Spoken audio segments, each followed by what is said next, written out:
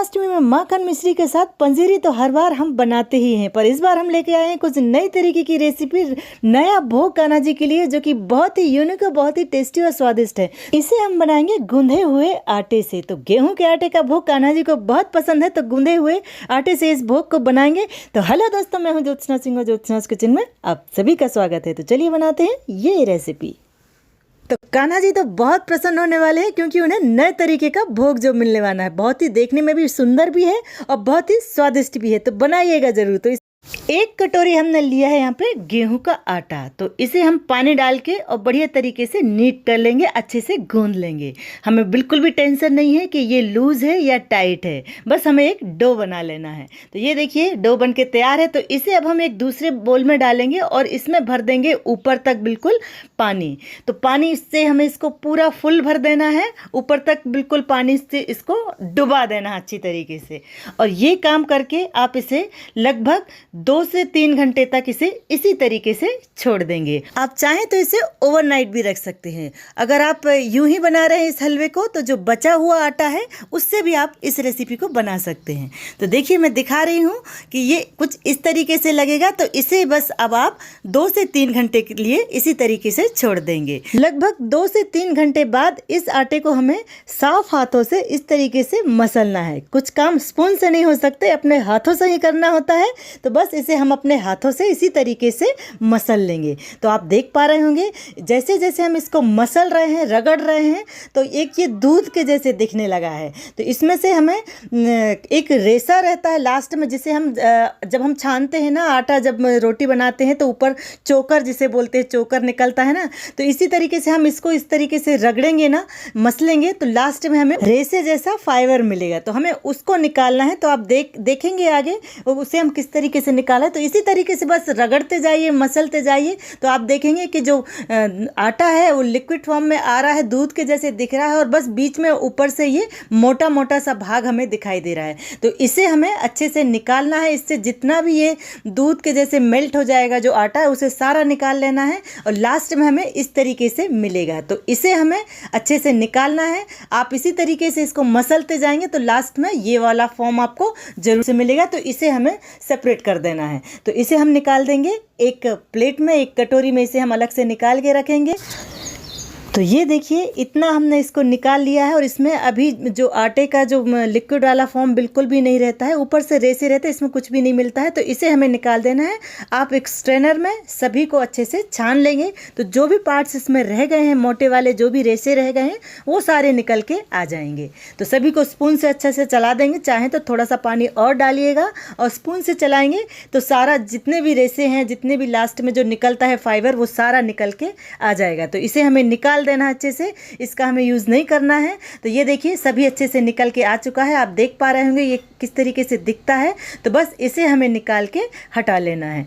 तो जो चीज़ हमें चाहिए थी वो हमें मिल चुकी है। तो अभी हम स्ट्रेनर को हटाएंगे, और इस पानी को हमें क्या करना है, लगभग 1 घंटे के लिए हम इसे इसी तरीके से साइड में रख देंगे। इससे क्या होगा, जो आटा है वो नीचे बॉटम में रह जाएगा और पानी फ्लोट करके सारा ऊपर आ जाएगा। तो आप देख पा रहे होंगे ये बिल्कुल साफ क्लियर दिख रहा है। तो हमें इसी तरीके से चाहिए। तो इसे अब हम खोल के दिखा रहे हैं। तो आपको दिख रहा होगा जो पानी की मात्रा है सारी ऊपर आ गई है, और जो आटा है सारा नीचे है। तो अब हमें इस पानी को एक बोल में अलग से निकाल देना है। बहुत ज़्यादा इसको हिलाना नहीं है, धीरे से कीजिएगा आप, ये काम ईजिली हो जाएगा। तो देखिए सारा पानी हमने अलग बोल में सेपरेट कर दिया है। अब हमारे पास बच गया है ये आटे का लिक्विड। तो यही हमें चाहिए, एकदम जैसे हम डोसा बनाते हैं तो हमारे पास बैटर रहता है ना, सेम उसी तरीके से दिख रहा। तो इसे हम अच्छे से चलाएंगे और रखेंगे साइड में। अब हमें क्या करना है कि हमने 1 कटोरी आटा लिया था, तो 1 से 1.5 कटोरी हमें इसमें चीनी की ज़रूरत पड़ेगी। तो अभी हम यहाँ पर 1 कटोरी चीनी लेंगे और 1 कटोरी उसमें पानी डालेंगे। तो इसे गैस ऑन करके और बढ़िया से हमें अच्छे से मेल्ट कर लेना है चीनी को। कोई थ्रेड नहीं बनाना है, बस चीनी को हमें मेल्ट करके गर्म कर लेना है। ये देखिए सारी चीनी जो है हमारी पिघल चुकी है। तो अब हमारा जो बैटर है, जो आटे का बैटर जो हमारा बना है, उसे हम धीरे धीरे करके इसमें डालेंगे और स्पैचुला से चलाते जाएंगे। चलाना कंटिन्यू है, नहीं तो ये नीचे जाके बैठ जाएगा। तो आप एक हाथ से चला चलाइएगा और एक हाथ से इसे निकालते जाइएगा। तो ये देखिए कुछ इस तरीके से होगा।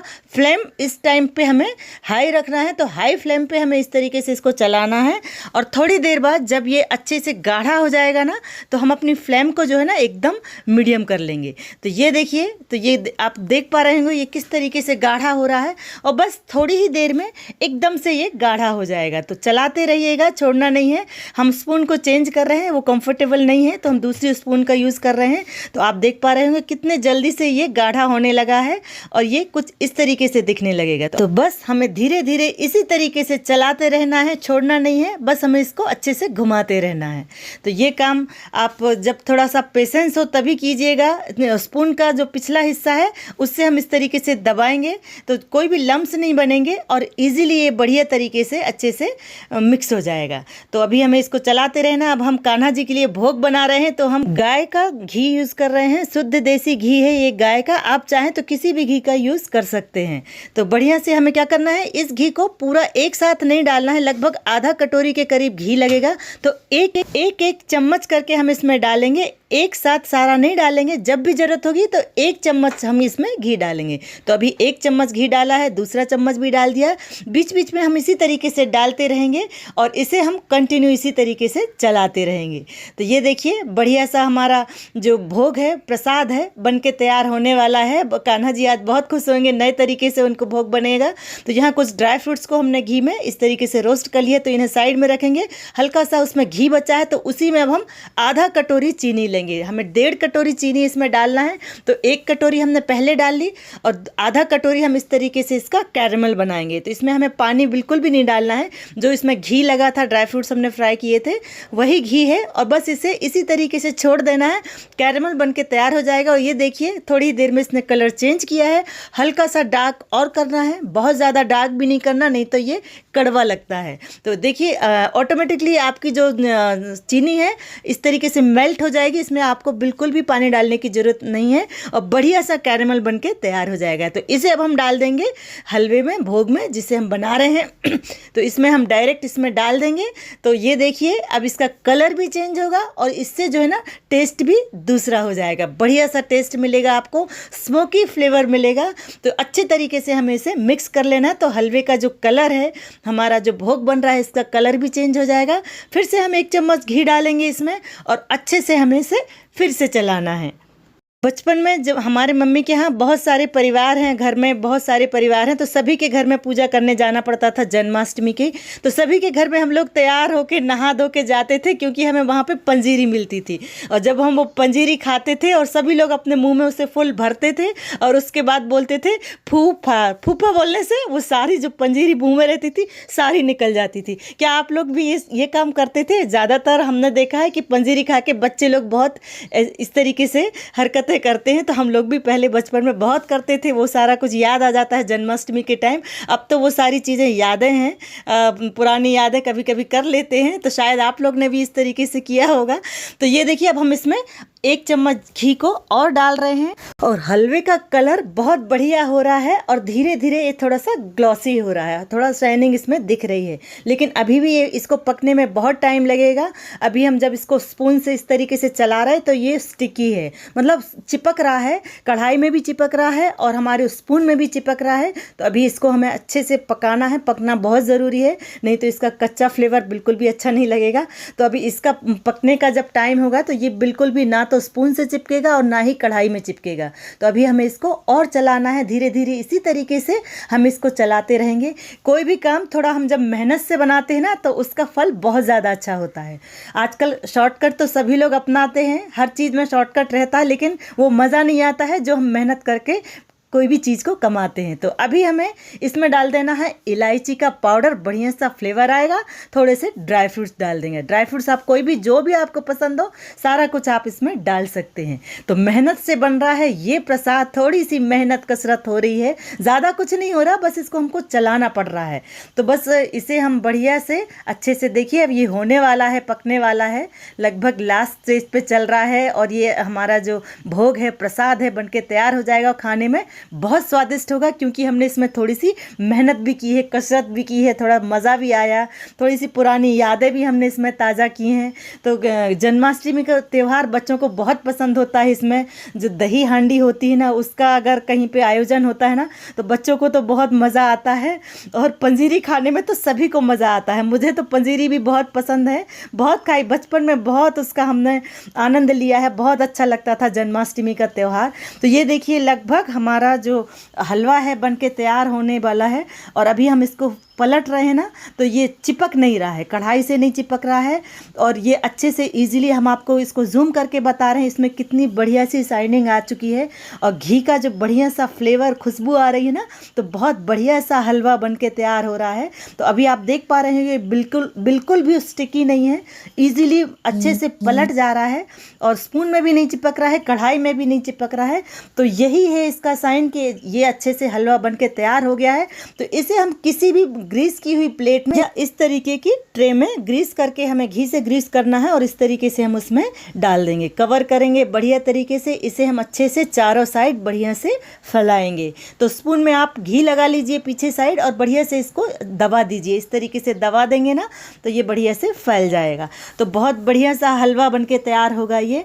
और इसे ना आप किसी को भी देंगे ना, तो आपको पता नहीं चलेगा कि ये हलवा आपने कैसे बनाया है। बहुत स्वादिष्ट होता है खाने में, इसका जो स्मोकी फ्लेवर है ना, बहुत बढ़िया, बहुत गजब का लगता है। और पंजीरी तो आप हर बार बनाते ही हैं, पर अगर पंजीरी के साथ आप इस हलवे को भी बनाएंगे ना, तो सभी को बहुत अच्छा लगेगा। तो इसे ऊपर से हम स्प्रिंकल करेंगे, किसी भी नट्स को आप इस तरीके से क्रश करके डाल दीजिए, बहुत बढ़िया सा फ्लेवर आएगा, देखने में भी बहुत सुंदर लगेंगे। तो ये देखिए, इसे अब हम सेट करने रख देंगे। लगभग 1-1.5 घंटे के लिए हम इसे सेट करने के लिए रख देंगे, छोड़ देंगे। तो लगभग आपका जो रेसिपी है ना, पूरा दिन लग जाता है, आधा दिन तो लग ही जाता है, क्योंकि प्रोसेस थोड़ा सा ज़्यादा रहता है। लेकिन जब खाएंगे ना, तो मज़ा बहुत बढ़िया आता है, सभी को बहुत आनंद आएगा खाने में। और बस लगभग 1 घंटे के बाद हम इसे इस तरीके से मोल्ड से आउट कर लेंगे। तो ये देखिए, इस तरीके से दिखेगा हमारा हलवा। तो बहुत बढ़िया लग रहा है। अब हम इसे मन चाहे शेप में कट कर सकते हैं, जो भी शेप आप इसको देना चाहते हैं, इस टाइम आप उस टाइप से आप इसको कटिंग कर लीजिए। हमने इसे इस तरीके से कट किया है। तो आप देखिए कितने सुंदर लग रहे हैं, देखने में भी बहुत अच्छे लग रहे हैं, और खाने में बहुत स्वादिष्ट होंगे। आप किसी को भी देंगे, ये प्रसाद सभी को अच्छा लगेगा, और आपके कान्हा जी तो ज़रूर से इस बार आपसे प्रसन्न होने वाले हैं। तो इस तरीके की रेसिपी आप ज़रूर से बनाइएगा। ये रेसिपी बहुत अच्छी है। आप हमेशा तो बनाते हैं दूसरी रेसिपी, आप इस बार कान्हा जी को ये रेसिपी बना के भोग लगाइए। बहुत बढ़िया सी रेसिपी है। हम लोग तो pizza, burger, noodles, dosa, idli खाते हैं, तो कुछ नया सा हमें भी चाहिए रहता है। तो उन्हें भी कुछ, कान्हा जी को भी कुछ नया सा बना के खिलाना चाहिए। तो ये बहुत ही बढ़िया सा लगता है। और ये हलवा घी से बनाते हैं, आटे से बनाते हैं, इसमें गेहूं का आटा है और कोई दूसरी चीज़ नहीं है, नट्स हैं। और कान्हा जी का भोग है, तो तुलसी के पत्ते तो ज़रूर से होने ही चाहिए। तो तुलसी के पत्ते आप इस पर रखिएगा, और बस इसका भोग लगाइए। बहुत बढ़िया सा भोग बनेगा आपका। और देखिए, देखने में भी कितने सुंदर लग रहे हैं। ये पीस आप निकाल के इस तरीके से देखेंगे, बहुत बढ़िया लगेगा। आप कभी भी बनाइए, रात में अगर आपका आटा बच गया है ना, तो उसे रात में इस तरीके से भिगो के रख दीजिएगा, और सुबह बनाइएगा। ये देखिए, हमने भोग लगा दिया है। तो आप भी जब भोग लगा रहे हैं, तो फ्रेश आटा गूंदिएगा, उससे बनाइएगा। बहुत बढ़िया सी रेसिपी बन के तैयार होगी, बहुत बढ़िया सा भोग बन के तैयार होगा। तो जन्माष्टमी में बहुत स्पेशल सा आपका भोग बन के तैयार होगा। तो कान्हा जी आप पे जरूर से प्रसन्न होंगे। तो कैसा लगा ये वीडियो? अगर पसंद आया है तो इसे लाइक, शेयर और कमेंट जरूर कीजिए। चैनल पर नए हो तो सब्सक्राइब करना बिल्कुल ना